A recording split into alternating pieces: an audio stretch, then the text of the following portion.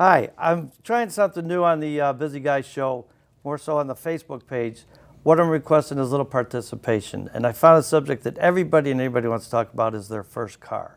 So my first car was a 1963 Nova that I bought from a guy in the neighborhood. And it was really a simple transaction. I gave him a $100 bill. He gave me, actually it was probably a bundle of rolled up 5s and 10s. But anyways, I handed him the money. He gave me the keys. The plates were still on it. No transaction, no registration, no insurance, nothing. But that's my story. That was my car. So look on my Facebook page, and please send a picture of your car. Great chance you're not going to have it, but online you can find any car, any color, just like Earl Scheib, of the year that you had. So send that in, post it on, put your little story, and share it with the world, and share it on the Busy Guy Show. So let's participate a little bit. Appreciate it. Thank you.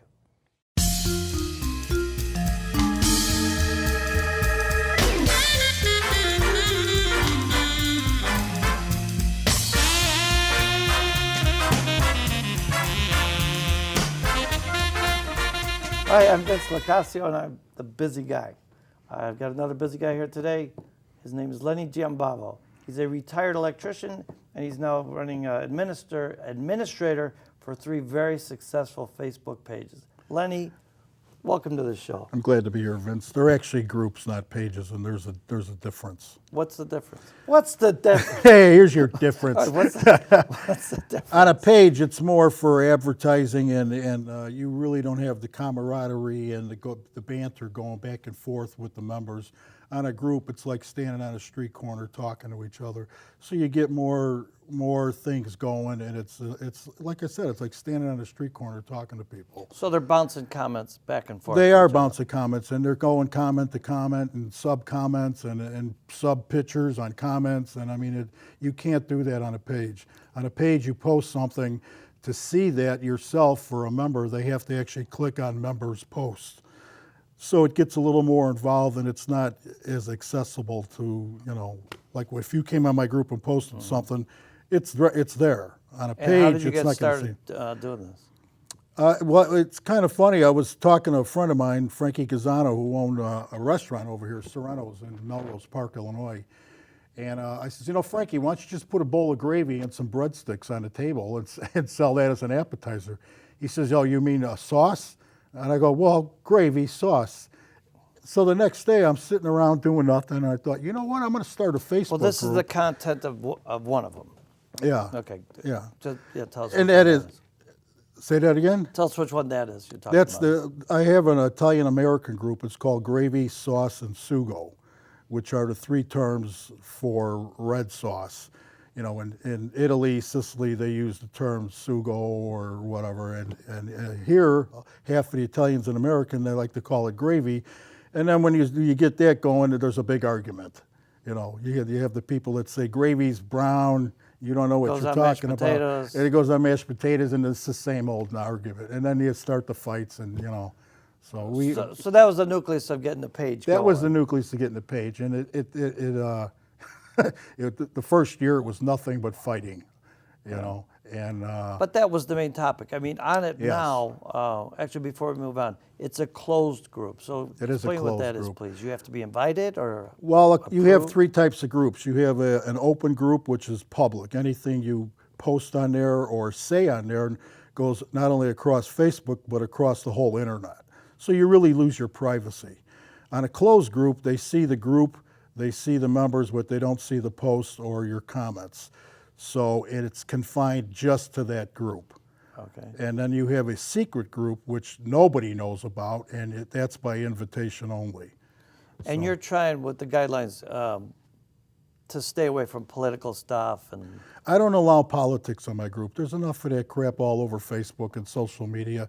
I just want to have fun. I want to talk about when Grandma made frita on Sunday night and stuff like that. I want to keep it light. I want to keep it family. I want to keep it Italian-American, and just talk about our history and our ancestry and that kind of stuff. And it truly is. I mean, it's everything from recipes to this is how Grandma used to do this, and exactly. I mean, I had a post one time where I says, well, talk it up. Tell me what you put in your Sunday sauce, And you got 50 different answers. This one says she uses oregano, then this one starts arguing. You didn't know self-respecting Italian uses oregano in their Sunday sauce, and then onion, and then it goes on. And it's actually fun trying to control 3,500 Italians, when you start talking about how you make your Sunday sauce. And you're finding these people are just in Chicago or all over? The group is in actually 8 countries now. Is that right? Yeah, we have 48 members in Italy. We actually have 13 in Sweden, and Argentina, Australia, Canada, they're all over the place. Do they call it sauce in Sweden, you think, or what? Or I don't know SUGO? what they do in Sweden. Well, it's pretty obvious, but what drives you to do the... I wanted something at my age, we're not out hanging around, running around anymore like we used to, and I wanted something to do at home to incorporate my ancestry. My family mostly passed off, so I'm pretty much alone with a few distant cousins, and I wanted to get into something that would keep me involved in the community and help teach people on the group. My particular group, I post a lot of articles that I make myself. I research photos for them. And people always tell me that's what I love about this group, because you teach me all this stuff I had no idea about, and that gives me some kind of purpose at this stage, So you post quite a bit. I mean, I'm doing it's a very 10 to active 40 page. posts a day, and I have other administrators, and so it's a busy group. Because you're a busy guy. I'm a busy guy. How do you say it in Italian? I've been told before, but I don't remember. I don't know. How do you say busy? Occupado, something like that. Something like that. Shame on us. I'm Italian American. Well, we'll get Carlo, our next guest, so he's going to be able to explain it to me. And then your second page, it's called Austin District 15, Chicago West Side, pre-1978. Yeah. What's that about? I mean, I've seen it, but let's tell the people at home. Well, actually, me and Vince, we grew up in the same neighborhood. It's called Austin District. It's on the far west side of Chicago. It's not only Chicago's largest group, neighborhood, but it's the largest population. And, when you talk about Chicago, you got to talk about Austin. It has a lot of history there. It used to be a suburb of Cicero. It was incorporated by Chicago. Marshall Field and all the old big-time business people back in the early days, 1900s, 1890s, they all lived in Austin. And at one time, it was actually a high concentration of Jewish people in that area, long before Skokie became known for that. And the page, I mean, I call it a digital reunion. It's just you've got people from all the schools, Catholic schools, public schools, grammar schools, high schools. Yeah. What else is posted on there? Well, we post everything. The group's only a week and a half old. We got 400 members, and it's reuniting people that haven't seen each other. And I use different social media tools. I use Google, where you can use Google Earth and walk around down the street in the neighborhood, and I take pictures of where the places we hung out at, the places, the famous beef stands and hot dog stands that we went to, the local bowling alley.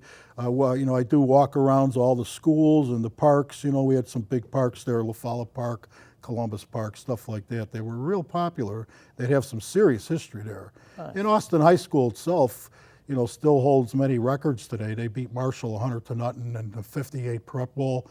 And the largest audience ever for a sporting event in Chicago was Austin High School, I think at Fenwick in 1958. The Prep Bowl at Soldier Field held 113,000 people. Nice. You never see that in the pros. All right, we're going to go to a break in a minute here, but just if you can too, because we didn't mention about the prayer warriors.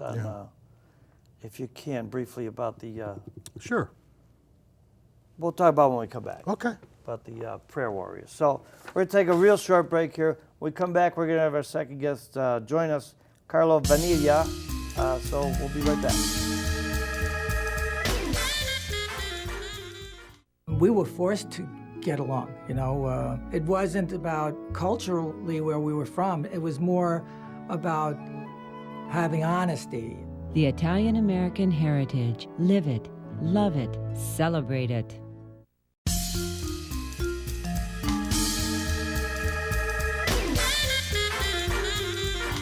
Welcome back. We're with our second guest here today, Carlo Vaniglia.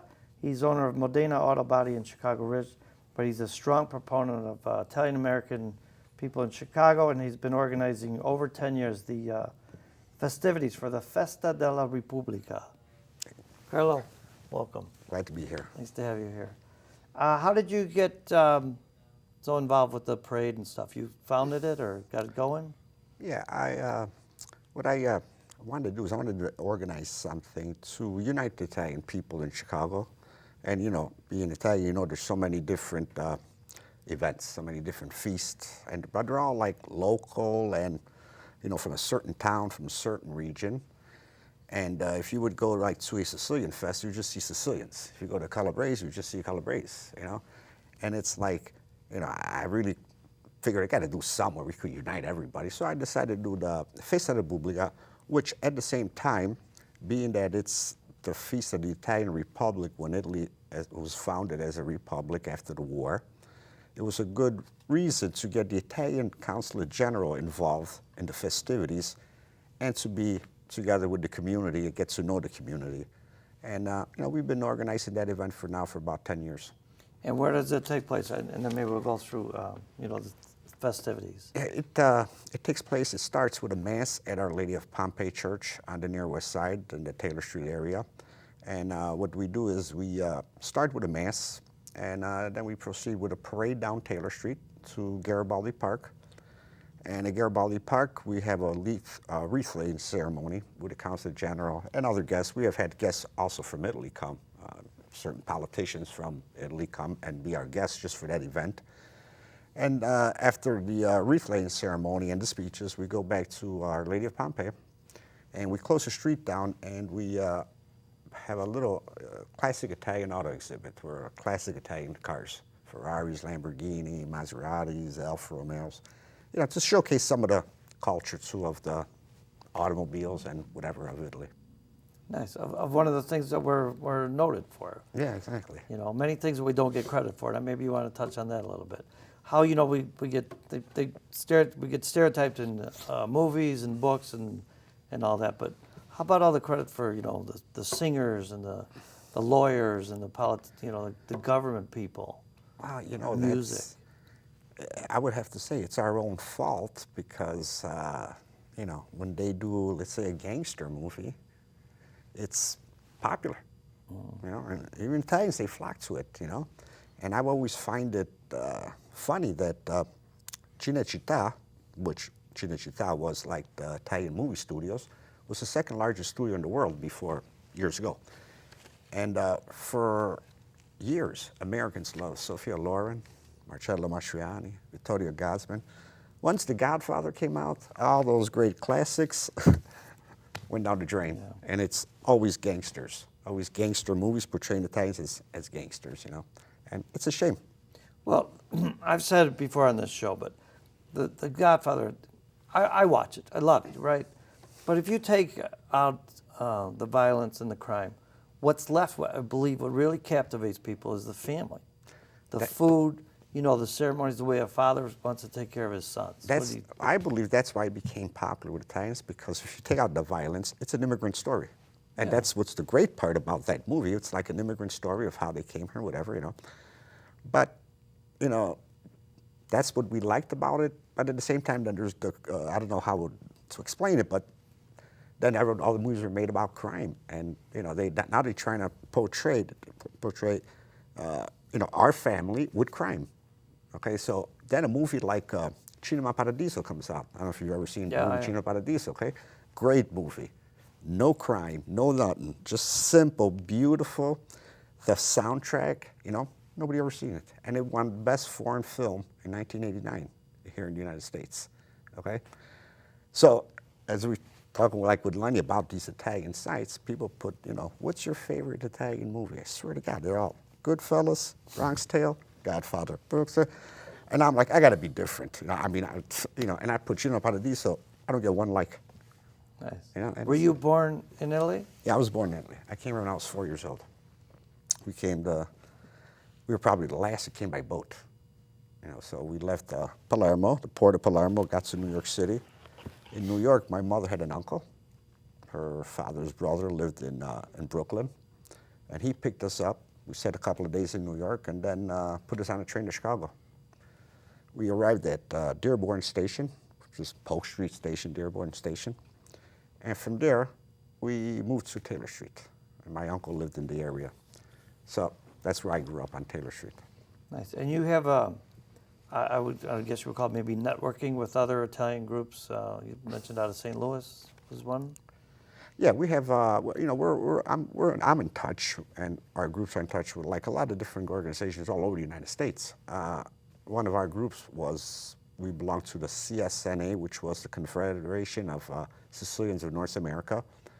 And they usually have like a conference and an event, a gala, and they go all over the United States.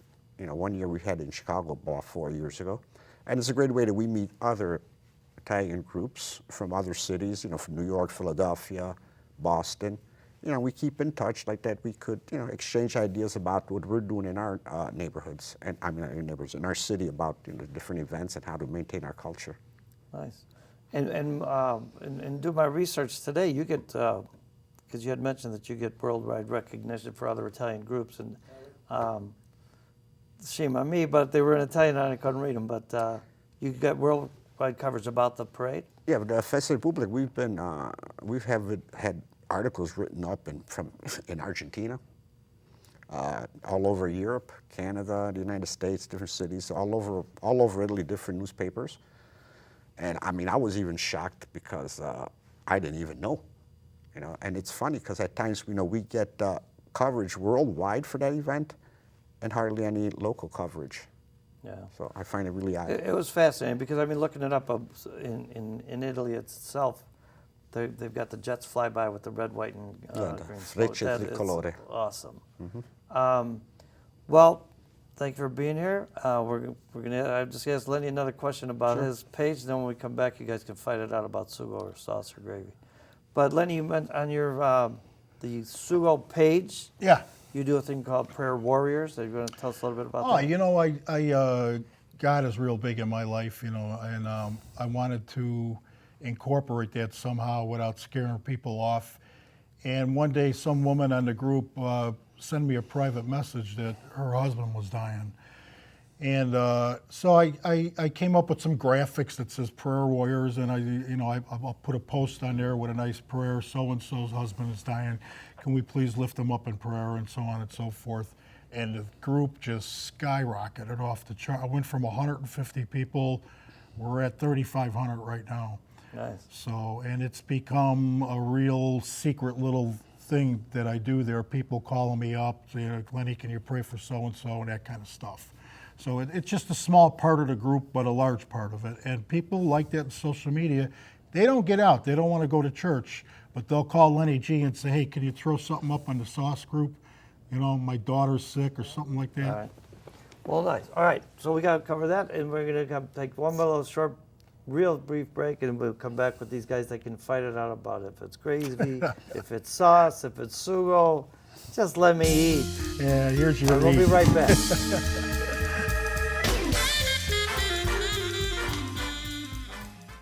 I, like many of you, happen to be blessed that we possess two of the best cultures in the world, and that is Italian-American and American. The Italian-American heritage. Live it, love it, celebrate it.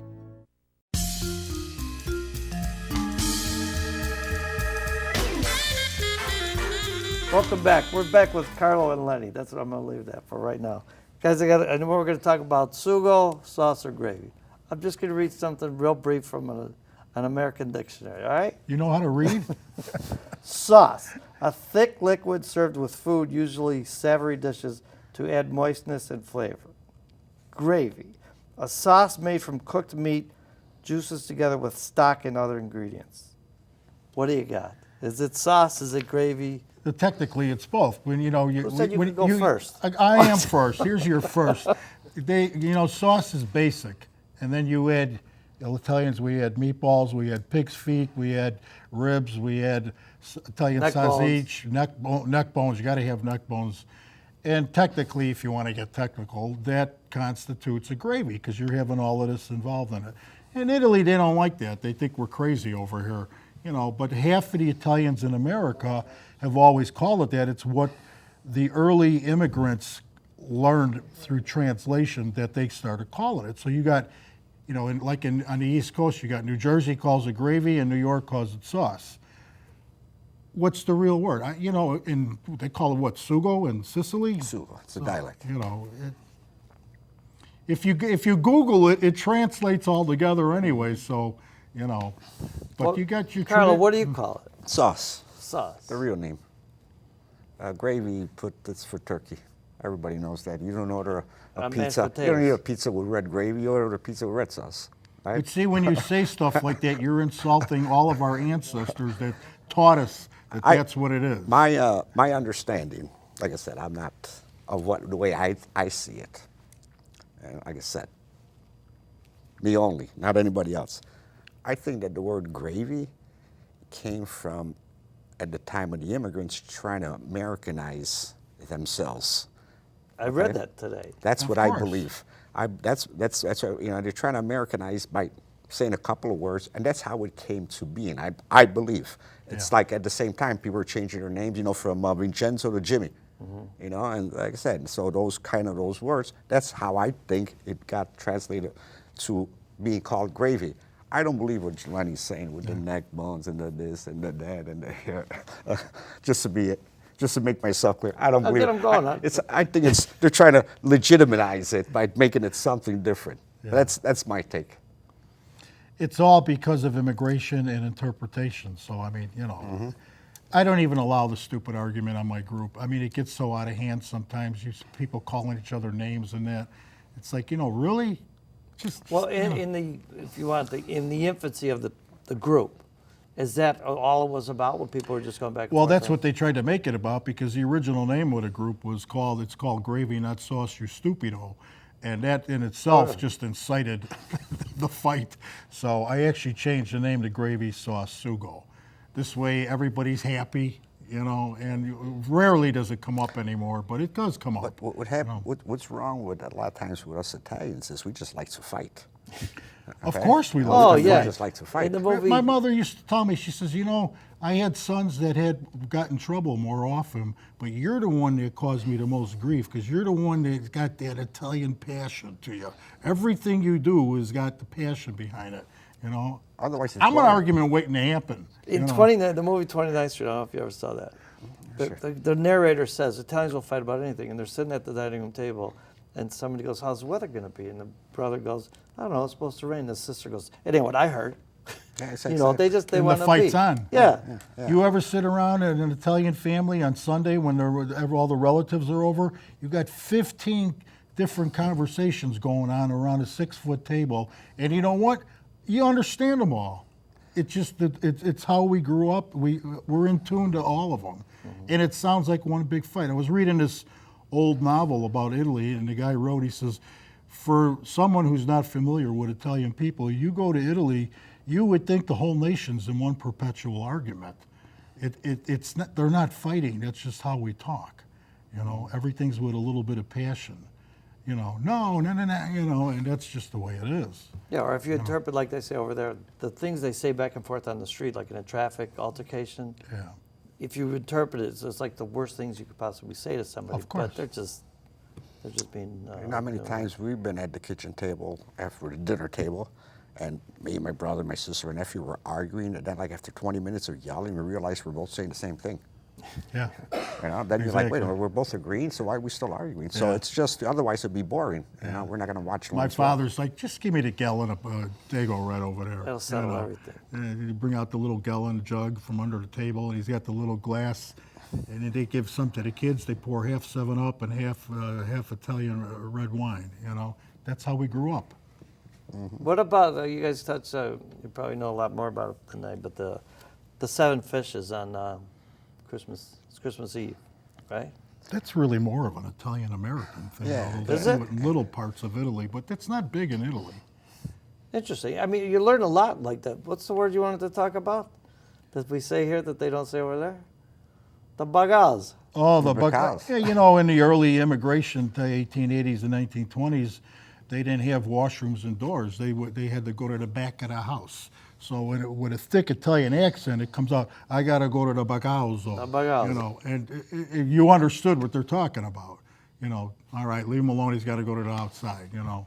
Well, those are Italian-American words, and you could write a book of Italian-American words. Yeah. And that's funny because sometimes I've gone to Italy, and people from here that are on vacation there, and I realize that they're saying certain Italian American words, and the people in Italy are looking at them like, what did you just say? Yeah. You know, like, the store is Stodo instead of negozio. And I'm like, I'm understanding them. They don't even realize that they're talking like that when they go back to Italy. And my parents would do that. I'm like, geez, Dad, you came here older than me. I don't even do that, but they do that, So it's a whole different other language. You speak the thick dialect? I speak I speak the Italian and the dialect. My father never understood my mother. They would start speaking to hide things from us. And I remember her saying, Lou, I don't know what the hell you're talking about. Because he's speaking Old World Sicilian, which is Arab and Greek, and, everything ends in a U. Well, that was the reason why a lot of people, didn't learn it. I would think maybe I was part of that, where they wanted everybody to be Americanized. The smart ones said, you're going to learn Italian. And there's a because certain that's what disrespect towards us because of that. You're not real Italian or something, but that's how our ancestors wanted it. You're in America now, you adapt here. Your best chance is to go to school, go to college, and speak English. You're not here to further your language from the old country now. You're here. That's why we fought to come here. So. Well, listen, guys. Thank you. I'm going to invite you back for another show. But in the meantime, I want to say thanks for the cannoli. These are the cannolis. Cannolis. Cannoli, right? Yeah. The correct word is. Thank you. Hey. Cannoli siciliane. Yeah. Sorry. Hello. Yeah. Oh boy. All right. Yeah, I'll make it. I'll make it on time. Bye. All right, I got another meeting to go to. I mean, I can't sit here with you guys all day. So if you guys want to fight it out, just don't throw any sauce against the wall. I'll beat him or up in the stay parking lot. studio, Hey, He parked too close show to my me a car phone anyway. booth. I'm going to hang him in there. All right. Grazie. Thank you. I'll be back. Take care, buddy. on another day. You guys are coming back one day? We're Sure. going to come back. We're taking over. Ciao. Take it over. Don't take my car either, Lenny. I know you're good at stealing. Hey. You need any?